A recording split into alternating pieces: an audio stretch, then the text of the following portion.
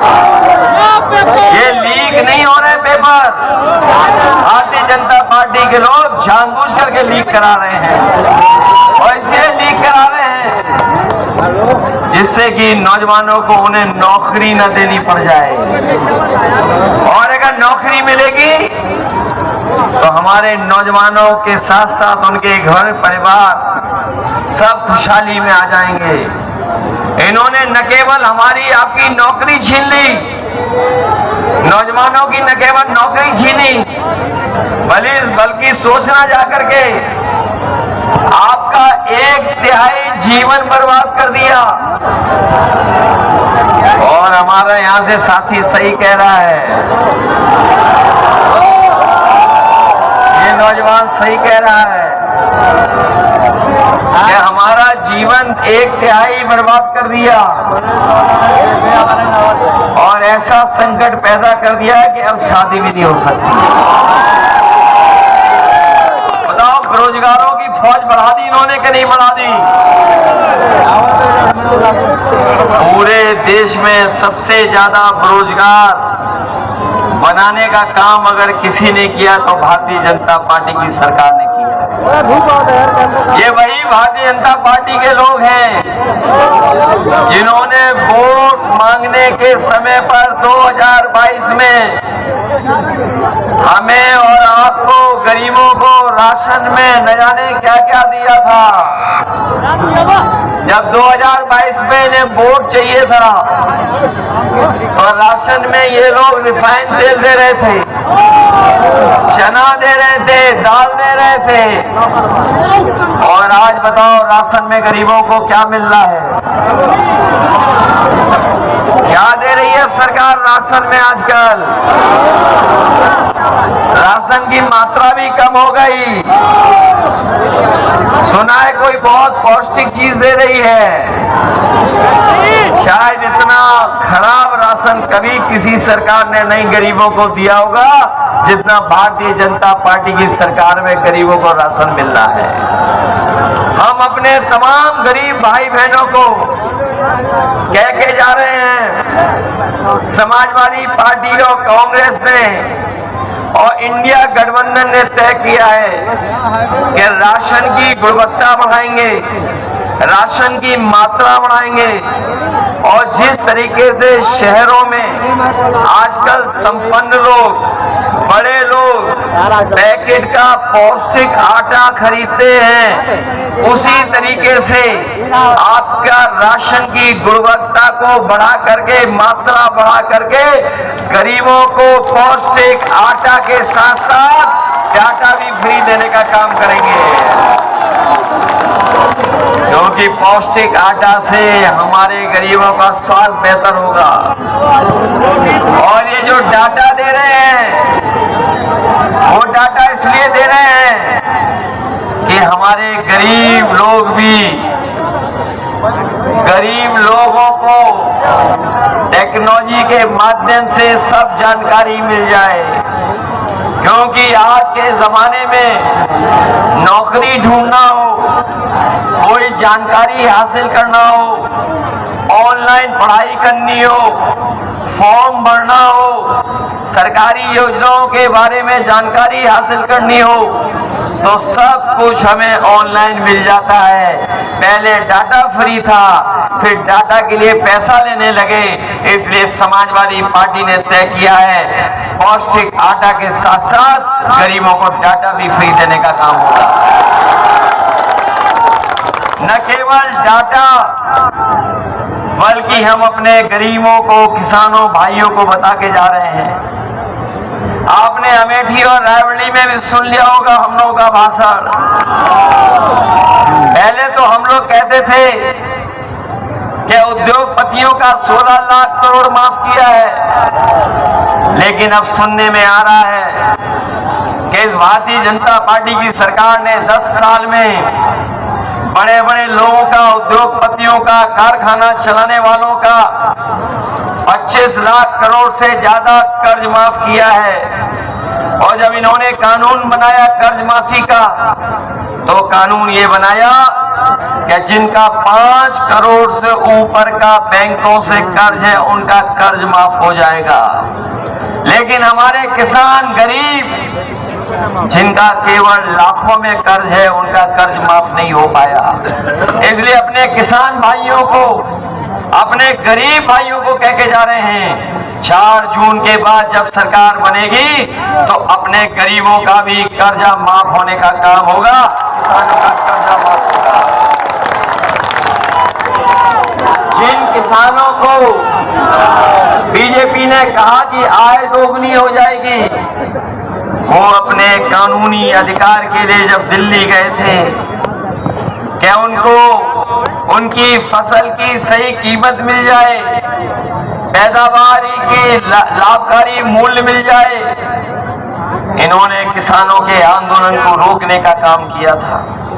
जो काले कानून ये लाना चाहते थे उससे हमारे किसानों की फसल की तो लूट करते ही करते हमारे किसानों की खेती पे भी और जमीन पे भी कब्जा कर लेते। हमारे किसानों ने आंदोलन किया, सालों साल बैठे रहे, 1000 शहीद हो गए, हार से भी कुलचे गए, लेकिन पीछे किसान नहीं हटा। तभी हटा जब किसानों के काले कानून वापस हो गए, और अभी भी लड़ाई जारी है क्योंकि एमएसपी लागू नहीं हुई है। इसलिए अपने किसान भाइयों कह के जा रहे हैं कि आने वाले समय में जब सरकार बनेगी तो अपने किसानों को पैदावार के लिए, जो पैदावार होगी उसके लिए लाभकारी मूल्य और एमएसपी के लिए कानूनी अधिकार दिलाने का काम इंडिया गठबंधन करेगा। जहां किसानों को लाभकारी मूल्य मिलेगा, वहीं अपने नौजवानों को भरोसा दिला के जा रहे हैं कि अग्निवीर व्यवस्था हमेशा हमेशा के लिए खत्म हो जाएगी। ये जो पक्की नौकरी मिलती थी वर्दी पहन करके, उसको आधी अधूरी नौकरी बनाया इन्होंने।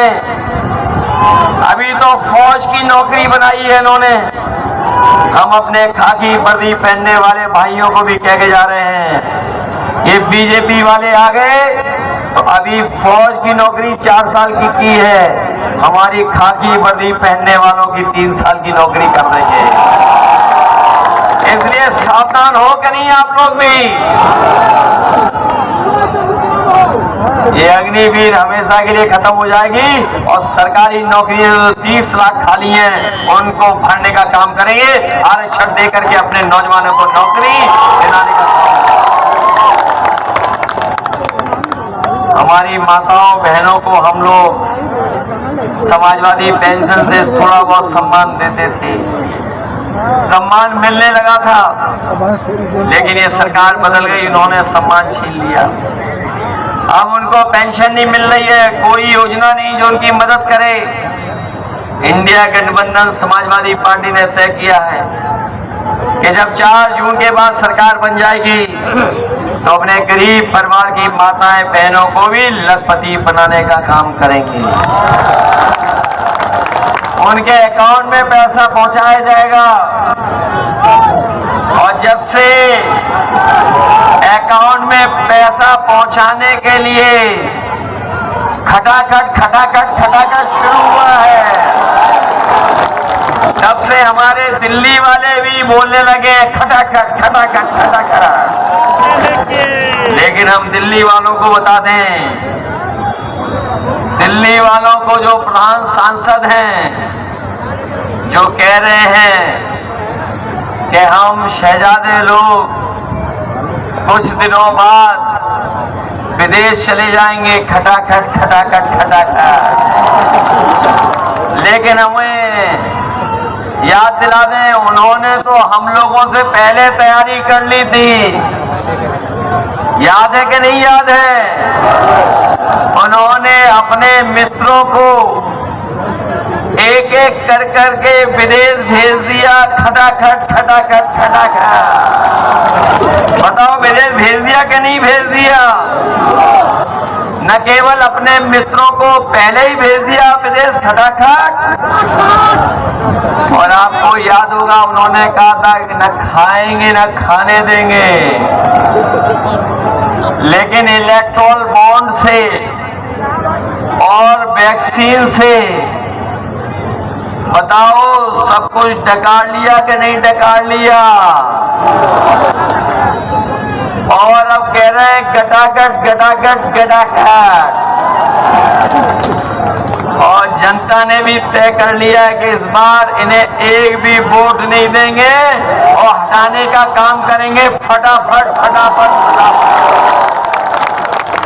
बताओ हटाओगे कि नहीं हटाओगे? वोट के लिए सावधान रहोगे अपने? रोटी कपड़ा और मकान, लेकिन सबसे पहले हमें बचाना है संविधान। बताओ संविधान बचाओगे? ये चुनाव जहां हमारे आपके भविष्य का है, वहीं आने वाली पीढ़ी के भविष्य का भी है। साथ ही साथ संविधान बचाने का है, लोकतंत्र बचाने का है और आरक्षण बचाने का चुनाव है। इसलिए आप लोग मदद करने का काम करना। और जब बूथ पर जाओ तो अपने बूथ की रक्षा करोगे। ऐसा तो नहीं कि अगर कोई रुकावट पैदा करे तो आप वोट डालने नहीं जाओगे। घबरा तो नहीं जाओगे? वोटर लिस्ट में कहीं नाम हो वहां पहुंच करके वोट डालोगे? अपने बूथ की रक्षा करोगे? और अगर आपने बूथ की रक्षा कर ली तो याद रखना, जो डबल इंजन वाले अपनी बड़ी बड़ी होर्डिंग लगा रहे हैं, जिनका एक इंजन पहले से गायब है, दूसरा इंजन आपके वोट डालने के बाद गायब हो जाएगा। और सुना है मैंने कि जो बड़ी बड़ी होर्डिंग लगी हैं दिल्ली वालों की, उसमें यहाँ के जो प्रत्याशी हैं उनकी फोटो पहले से ही गायब है। बताओ गायब है कि नहीं है? तो आपको संदेश दे रहे हैं कि नहीं दे रहे होर्डिंग? और जो लोग कह रहे थे 400 पार, जो कह रहे थे 400 पार, जनता का गुस्सा देखकर भूल गए कि नहीं भूल गए साहब? और 400 पार का मतलब बाद में समझ में आया। उसका मतलब ये समझ में आया कि वो पहले से ही जानते थे कि 400 सीटें नहीं जीत पा रहे हैं, तभी वो कह रहे थे 400 पार वाली सीटें जीतेंगे। तो लोकसभा में बताओ कितनी सीटें हैं? 543। और अगर 400 हटा दी तो बताओ कितनी बची? तो यही तो बीजेपी वाले कह रहे थे कि हम 400 पार जीतेंगे। इसका मतलब कितनी? लेकिन हम जानते हैं कि 140 करोड़ की जनता इस बार 140 सीटों के लिए भी इन्हें तरसा देगी। बताओ बीजेपी हार रही कि नहीं हार रही है? 4 चरणों में तो हार रही है, 5वें में हार रही है। आगे आप हराओगे कि नहीं हराओगे? ये तो पता लग गया होगा कि हारते चले आ रहे हैं। बिल्कुल हरा दोगे कि नहीं हरा दोगे? न केवल हरा देना, बल्कि इतना वोट डालना कि ये 7 समुंदर पार दिखाई दे। बोलो डालोगे वोट? इधर बीजेपी के सांसदों के लिए एक दिल्ली से गाना मिला है हमें, और जब मैं सुल्तानपुर आया तो वो कलाकार भी हमें मिल गया। ये इतने बड़े कलाकार हैं उम्र से, लेकिन साइज से बहुत छोटे हैं।